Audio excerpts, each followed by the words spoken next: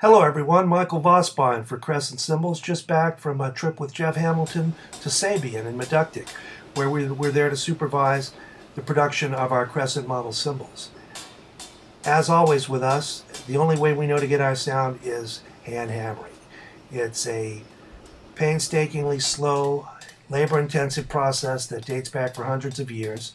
You see that cymbal blank on the right of your screen has been shaped and cut into a circle, but everything from here on out is done with a man with a hammer in his hand.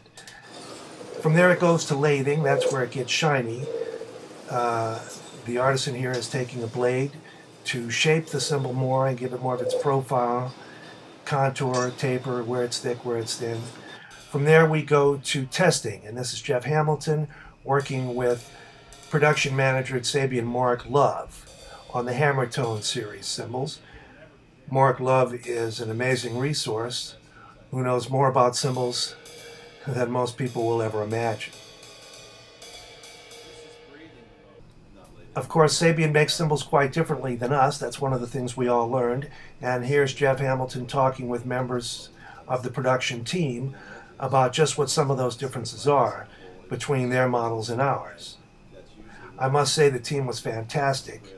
Very open and helpful, all under the supervision of Mark Love. And sometimes that means going back to the drawing board, going back to square one. They had plenty of blanks available, and we had to begin from scratch several times with new hammering.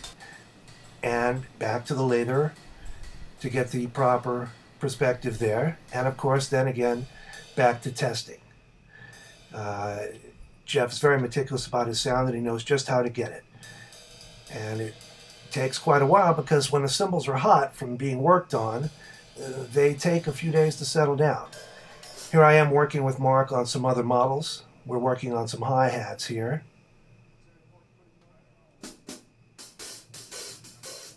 Again, Jeff doing more testing. Always testing, making changes, trying it again. At the end of the week, we had a meeting with all the core element of the production team, and here we are going over our specs versus Sabian's and our production techniques versus theirs, and making sure we're all on the same page.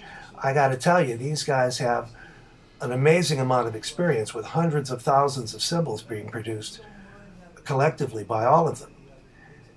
And you see their CEO, Andy Zildjian, very helpful. The work went so well that by the end of the week, Jeff was actually able to leave with some stamp cymbals for him to play.